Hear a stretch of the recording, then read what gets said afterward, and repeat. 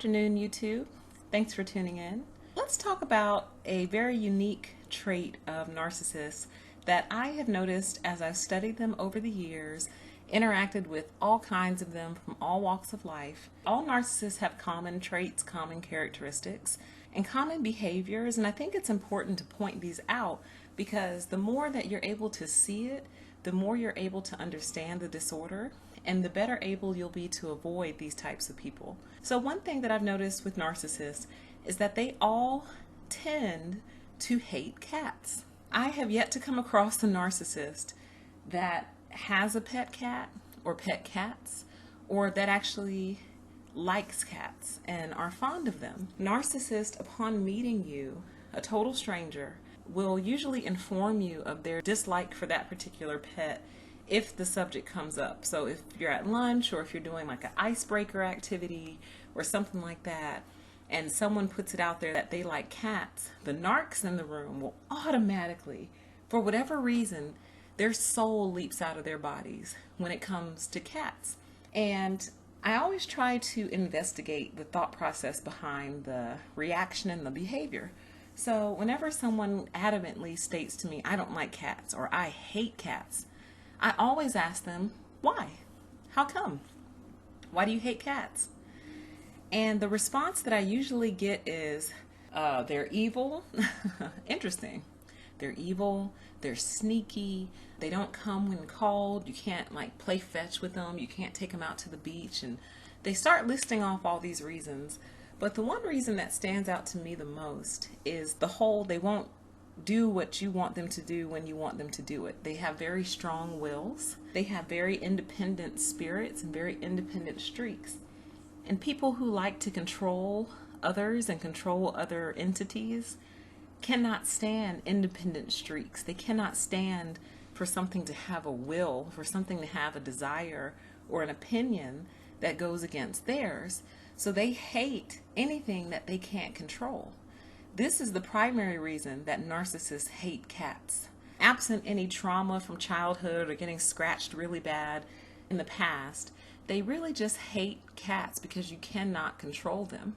Narcissists tend to love dogs because dogs live to serve you. They live to cater to your whim, to obey your commands.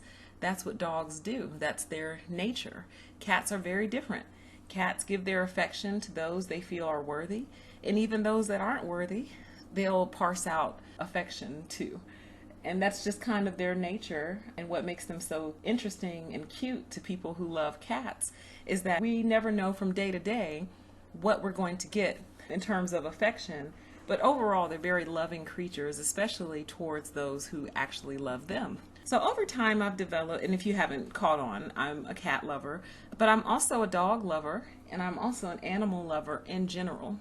So I really hate putting myself into a box with pets. So I like to say that I have a preference. I prefer to live with cats. That's my preferred pet, but I can't honestly say that I would never get a dog, especially once I get a home with a yard and all that good stuff. I'll probably get a dog. Either way, I'm not threatened by dog people. When people tell me they have dogs and show me their pictures, I think they're cute. I think they're cute. I think they're interesting. I feel affection and warmth towards them. I just have a preference with which animal I choose to live with, but my sense of self is not threatened by someone who chooses to have a different type of pet. Where I get up in arms is when people automatically and violently react against my choice of pet or just the discussion of cats in general, and it's mainly because you can't control a cat. You're into folklore and superstition and things like that. Some people believe cats can see your soul. And so narcissists hate cats because they can look right through you and see, this is a wicked one.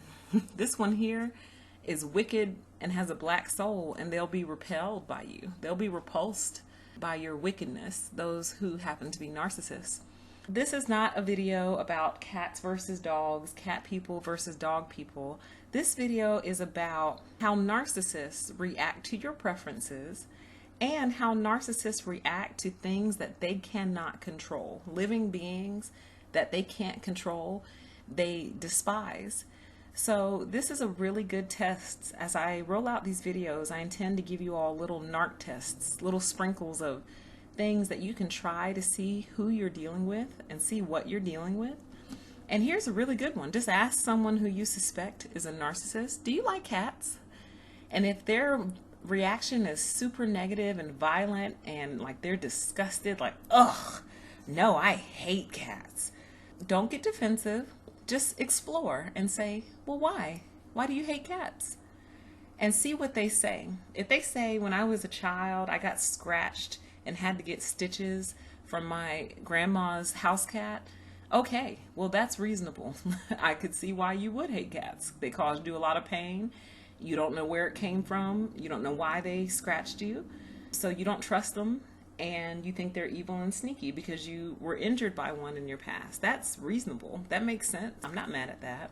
Or some people who've had experiences with people who had cats and their homes were filthy and they smelled horrible and it smelled like cat pee and there was hair everywhere and it was just nasty.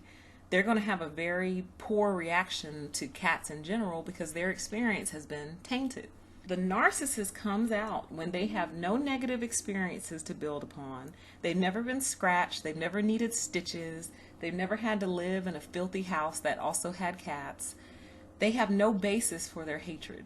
There's the key. There's no basis for their hatred other than the simple fact that a cat can take you or leave you. A cat chooses who they like. They don't worship at everyone's feet just because they have a treat. A cat decides who they give their attention and their love and their time to. And that's part of what makes them so special, because if they choose to give it to you, hey, you're one of the lucky ones. But narcissists cannot stand anyone who doesn't bow and cater and worship them and bow at their feet and follow them around and think they're the greatest thing ever. So run this little test. See what happens. Think back on experiences you've had and the narcs that you've known. I guarantee you none of them had cats. And if they do, that poor cat is probably plotting its exit strategy. Take care, you guys.